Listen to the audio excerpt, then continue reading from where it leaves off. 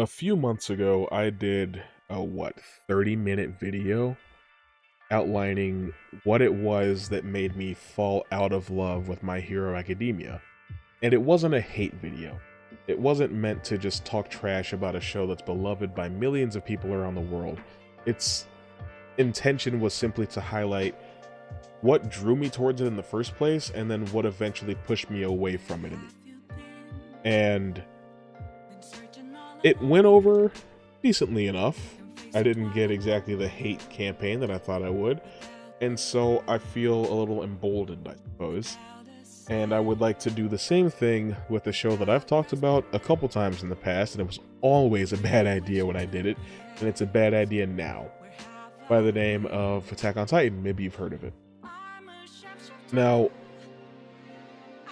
my relationship with Attack on Titan is a bit of a tricky one, because I thought at the time that I was watching it, and I still do think, that the first season of Attack on Titan, those first 25 episodes, from when the Colossal Titan shows up outside Wall Maria, all the way up until the female Titan is defeated, I think that's peak fiction. I think that the world building is at its best in that part of the show. I think that the suspense and the tension and the mystery and the way that it drip feeds you information little by little is at its peak during that season. However, I have gone on record criticizing Eren as a protagonist, and I've even accused him of being a reactionary protagonist rather than a proactive protagonist. I've accused him of being the show's weakest link. I've done all this crazy stuff that people would never ever agree with nowadays. They didn't even agree with me at the time that I said it. And that's something that I'm perfectly fine with. I don't need people to agree with me all the time. But as we reached season 2, and we got the reveal of the identity of the Armor Titan and the Colossal Titan, and we found out that Amir was a Titan shifter, and we met the Beast Titan, and we found out that Eren has this strange power to control Titans, I stayed interested. I waited that whole 4 years for season 2 to come out. I watched every episode as it aired. And if you remember, way back in 2018, I highly doubt that anyone who's watching this video has also seen that one, but if so, you are a real one, and I love you deeply. Anyway, I did a video talking about why I stopped watching anime in general. I've gone back on that since then. I've started watching anime again, but Attack on Titan was one of the only shows that I did continue to give props to. And in the first half of season 3, I continued to be interested. What's the arc called? The Undertaking or whatever? When you find out the truth about the royal family, and that Eren has the power of the founding Titan, all of that stuff is still so interesting to me. So what happened? Where in the show did it lose me? Where did I lose interest? Well, I'm gonna be honest, it started in the second half of season. And I want to back up a little bit, because I feel like one thing that has driven me crazy for a long time is that people treat Attack on Titan as though it is the epitome, the absolute height of foreshadowing and circular storytelling and all this crazy stuff. I won't sit here and tell you that there is no actually good foreshadowing in Attack on Titan. That would be absolutely insane to say. What I will tell you is that as a writer, foreshadowing is easy. All you have to do is have a character give a shifty look, and then you can come back 50 chapters later and explain why they were suspicious. You don't even have to have your reveal in mind yet. There's a lot of that in Attack on Titan, and I think it just gets a pass for that, and I'm not exactly interested. The biggest example is the Wall Titans. I refuse to believe that Isayama intended way back then for the wall, for obviously the Titans in the wall was planned, but I don't think that the intention was for him to have those Titans emerge from the wall and go trample the earth as Eren summoned all the previous Titan shifters and waged war on the entire world. I don't think so. Another thing is the key. We wondered about what was in that basement for years because of the key. I don't think Isayama had any idea. And so what was it? Books. It was books. It was journals from Eren's father. And where Attack on Titan started to lose me was with that reveal. I'm not bothered by the fact that the world is bigger than just, what we knew. Finding out that it was an island and that people were coming from this other country called Marley, that's interesting to me. What's not interesting to me is a Holocaust allegory, especially one in which, for some reason, and it's strange to justify the sentence that I'm about to say, the Jews turn into monsters. Pardon the interruption, it's your boy Toxic Boyo, and I wanted to take a brief moment to let you know about the Toxic Touch Productions Patreon. I'm not currently monetized on YouTube, but I still want to bring you the best content that I possibly can. I want to make those videos that you love, and I want them to be the best that they can be. But I need a little help. That's where you guys come in. If you want to support me directly, you can head on over to patreon.com/ToxicTouchProductions or click the link in the description or the pinned comment. For even just $5 a month, you can get your name included in the credits at the end of the video, gain access to exclusive channels on the Discord, and you get specialized merch at no extra cost. It only gets better as the tiers go higher. Go check it out. Thanks for listening and thanks for supporting my dreams. Now let's get back to the video. And deserve the persecution that they've endured because of things that they did in the past. That's really strange to me. And the idea that only Eldians could ever turn into Titans.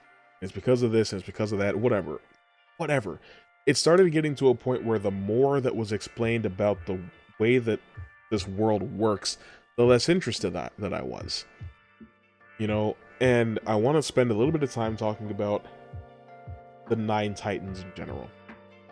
As all of you are aware, there are 9 Titan shifter powers. There's the Attack Titan, which Eren has. We'll go just based on Eren. The Founding Titan, which Eren also has. The Jaw Titan, which Amir had, and then Porco got it, and then Falco got it. The Beast Titan, which Zeke had. Female Titan, which Andy had.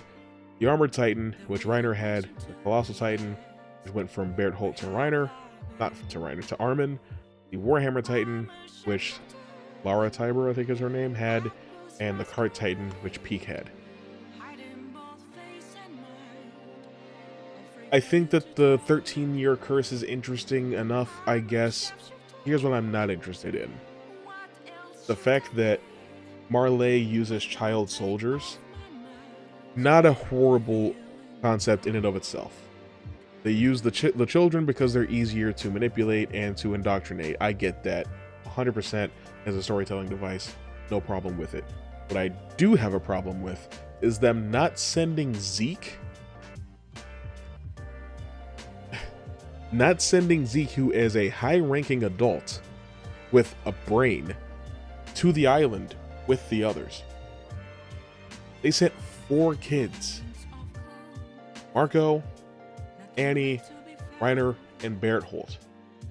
4 kids to the island. With the objective to bring back the Founding Titan. Retrieve the coordinate. Because we are getting our asses handed to us without the Titan power. Right? Now, they had already lost the Attack Titan. They wanted that back too, but the main objective was to bring back the Founding Titan. What's the plan that these kids come up with? Let's just smash the walls in. Why not? Flood the city with Titans. Flush the Founding Titan out. What did they think was going to happen? 20% of the population on the island was wiped out by this. because of two things that they did within 5 minutes. And if Eren had been eaten, they would have never succeeded in their mission. And oh, you know what? That's right. Eren was eaten. And it's by the grace of God that the guy who ate him did not chew him. Because if he had chewed him, guess what? This random bald guy now has the Attack Titan and Founding Titan because because Reiner and Bertholdt screwed up. And then what happens after that? 5 years go by. 5 years go by. Marley hasn't heard anything. So what do? They send 2 more. I'm just blown away. They send the Beast Titan and the Cart Titan. I just don't think that's the greatest idea, because what does that leave them with? It leaves them with the Warhammer Titan. That's about it. Everything else is on the island now, because there were already 2. And then here comes 5 more. So that leaves them with what? The Warhammer Titan and... Is there something else that they still had? Because the Jaw, the Founder, the Attack, the Colossal, the Armored, and female. I don't know, whatever. What I'm trying to say is that they are lucky that they managed to get anything back. They recovered the Jaw Titan and reclaimed its power. Good for them, I guess. But they did lose the female Titan and the Colossal Titan. They are lucky that that's all they lost. It's just such bad strategy within the world that the show takes place in. You know? And I just don't find it to be compelling storytelling when all I can think of is how stupid the people in charge are. Your whole, you know, ethnic persecution thing doesn't necessarily work for me. And on the topic of ethnic persecution, I would like to talk about Eren for just a little while. Like I said, I had accused him in the past of being a weak protagonist and not necessarily the best part of the show. That did change for me at the start of Season 4, because something that was interesting to me about the character is that he was so one note. And that's what I criticized him about, being one note. But he just hated Titans so much because they killed his mother. And all he wanted to do was eliminate all the Titans. And eventually they did. They wiped out every Titan that was on the island after learning the truth. And I'm sure the task became much harder for them once they did. But the way that Season 3 ends, Eren's like, do you think if we cross the ocean and we get rid of those people that we'll finally be free? And it's clear now that something is wrong with Eren. 4 years go by. He's older now. He's 19 years old. And he goes to Marley. He lives amongst the people. He finds out that, you know, these horrible monsters that sent, you know, Reiner and everybody else to the island all those years ago, they're just normal people. They're the same. And that's the interesting thing about Eren. He talks to Reiner. He's like, I get why you did what you did. I'm over that now. But here's the thing. This can't end until someone ends it. Because even though the mission was called off and the remaining Titan shifters went back home, what was the Marleyan government thinking about doing? Going back to the island. And if that had happened, what do you think they would have done when they got there? So Eren took, you know, preemptive action. I completely understand his motivations there. He feels as though the only way to protect his friends and his family, the people that he has left, is to get them before he gets got. That works for me. Now, does he take it a step too far with the rumbling? Sure. But the thing is, you are turning Eren heel, and you're giving him a completely organic and internally logical reason to do so. You want to turn him into the series' main villain, the main antagonist? I get it. I'm on board. It makes sense for the character, and it's really the only logical thing he could have done, because his one defining characteristic is his drive to wipe out his enemy. The enemy has changed. It's not these Titans that walk around naked anymore. It's the government on this in this other country, and not just them. The whole world lives in fear of what Eren has. Now, what they don't know is that anyone who inherits the founding Titan within the royal family is bound by the king's vow of pacifism and nonviolence. So even if they were to retrieve the founding Titan, I don't know who they'd give it to, because I strongly doubt that they know that Zeke is royal. Because if they knew Zeke was royal, they would have wanted to keep him away from Eren at all costs. I'm sure they were able to figure out that Eren can only use the founding Titan when he's in contact with someone of the royal family, but why would you send a royal down there in the first place? So another thing that falls apart is that I have no idea what they plan to do with the founding Titan once they get it. Because if they give it to just some other person in the warrior program, they're not going to be able to use it unless they're touching Zeke or Historia. That's not going to happen. Anyway, even if they were able to reclaim the founding Titan and get it in the hands of somebody who could use it, it won't be able to be used. And that's the painful poetic irony of the entire situation. They fear a threat that would have never come if they hadn't tried to avoid that fate. They met destiny on the road they took to circumvent it. That's powerful. I think that's really good, and it's one of the best aspects of the story of Attack on Titan. However, circling back to Eren, if you want to turn your main character heel, commit to it. Anakin Skywalker turned evil, and the commitment was there. Yes, it's prequels and it's retroactive, and the whole there being good in Vader comes organically, and it's brought out of him by his own son. But the thing about Vader, he wasn't loyal to Palpatine. He was there because there was nowhere else for him to go, but from the moment that he became Darth Vader, he was thinking about overthrowing the Emperor. You know? You look at Paul Atreides, he turns heel, and it's within his character, and they never walk it back. He stays heel until he dies. Spoilers for Children of Dune. You look at Jin Kazama, though. They turn him heel at the beginning of Tekken 6. He wages war, starts World War III, kills God knows how many people, and you just don't know why. Well, it turns out he's feeling sad, and he wants to take out Azazel so that they don't have to worry about it later. He's doing all these terrible things, these horrible, horrific things, and it's just justified by, like, well, he had good intention. And so now you get to Tekken 8, and we're more or less acting like that never happened. Like, he wouldn't be like a wanted criminal by the entire United Nations. He's just able to walk down the street and participate in martial arts tournaments. What he did has no consequences. If you want to take your protagonist and turn them heel, you have to commit. Or maybe they're just evil from the start, like Light Yagami.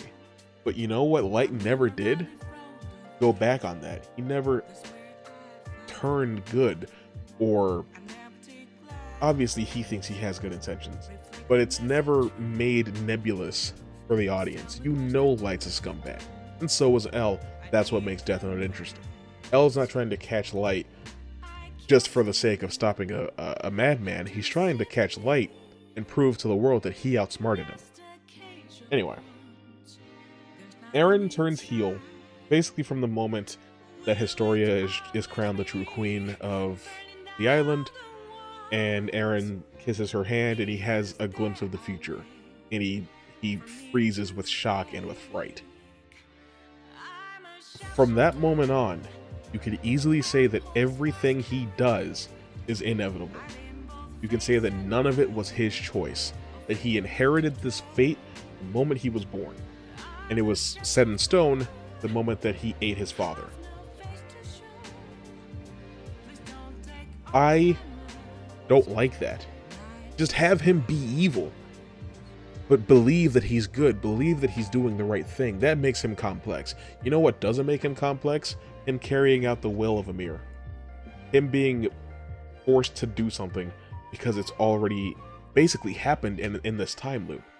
That's another thing that I couldn't stand, was that they added time travel. Now, Eren is the first ever user of the Attack Titan to have a special ability. Titan shifters typically can inherit personality traits and memories from the person that they also inherit the Titan power from. That's why Zeke wears glasses, because Tom Casaver wore glasses and was really interested in animals. Zeke is really interested in animals. Armin, has feelings for Annie because he ate someone who had feelings for Annie. That sort of thing, right? Eren can not only see memories of previous Attack Titan users, but he can send his own memories back in time to other users. And it was a thing that kind of boggled the minds of the community for a long time, because it was a question of how can Attack Titan see memories from the future. Well, it became clear to me that they're only seeing memories from Eren. So Eren is controlling what memories get to go back in time, and he's only able to do that because he has the power of the Founding Titan. But, like I've said before, he can only use those powers when he's in contact with someone from the royal family. So when his head gets sniped off and caught by Zeke, and they go into the coordinate, and he manipulates Amir and takes control of the paths, he does everything in that moment. And by the way, if Zeke had not grabbed his head, the show ends. Anyway, the moment that pulled me out, it wasn't just learning that these Titan powers came from a centipede in a tree that, from what I understand, still has no explanation. What pulled me out of it, and is the reason that I still have not watched the two-part finale, everybody loves the moment where Eren basically manipulates his father into stealing the power of the Founding Titan. Here's the thing. He has to be... So he inherited the memory of his father stealing the Founding Titan when he got the two Titan power. That much is clear. But what he has to do is send that memory back in time to his father to force him to understand that what he's about to do is already set in stone, and that's why we're here right now. We have no choice. Get up, get the job done. And, there's the moment of Eren getting in his dad's face. His name's Grisha. He's getting in Grisha's face and all that stuff. But it's like... But if it's already happened, then he accomplishes nothing by sending his memories back in time to make it happen. Because, like I said, he wouldn't be able to do that if Grisha never gave him the powers in the first place. Oh, but Grisha would have never retrieved the powers if he didn't have memories of the future sent back by Eren. See how the storytelling logic just doesn't make any sense? And it's the kind of thing that I just don't appreciate, because he's also showing this memory to Zeke at the same time. So Zeke is watching a memory unfold that he has no memory of from Eren's eyes as the memory goes back in time. And he also sends the memory of Mikasa and Armin back to Eren Kruger, the owl from Marley, before Eren was ever born. And whatever else he had to do, it's all done in this moment. And I It's too much. It's too much. You can't just start adding time travel to stuff. Like, you know how I've talked about how the time travel in Dragon Ball is terrible, especially in Dragon Ball Super? Well, it's the same thing here. Same thing in Star Wars. Same thing in the Avengers. Once you start adding time travel to a story that was not already about time travel, it just doesn't work. And sometimes, even in a franchise that is about time travel from the very beginning, take Terminator, it still doesn't make sense. So it stands no chance of making sense if it's added later. So I guess all of those reasons kind of came together to inform my decision to stop watching the show. I didn't hate it. I still don't hate it. I do still have, you know, deep appreciation for it, especially because of the age that I was when I started watching it. I think I kind of came into it at a perfect time, but I just can't sit here and honestly say that the show does not start to implode on itself.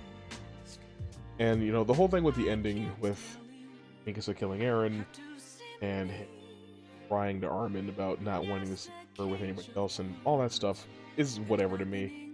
I'm not really hung up on it. I do want to say that I apologize to Isayama. I know he'll never see it, but if he somehow ends up seeing it in 50 years, I regret that he felt the need to apologize for the ending that he wanted. I don't think that a creator should ever have to apologize for writing the story that they wanted to. Even if I don't like it, it's just not right. No, it's not right for them to have to apologize. Anyway, that's my feelings on Attack on Titan and why I fell out of love with it. I kind of like doing these, and I might just have to do one on an even bigger anime franchise soon. One where the main character is blonde and wears an orange jumpsuit, because oh boy, that's gonna be a doozy. Anyway, leave your hate comments down below. Dislike the video like I know you're going to. I'm gonna get out of here because I'm very sleepy. See you later.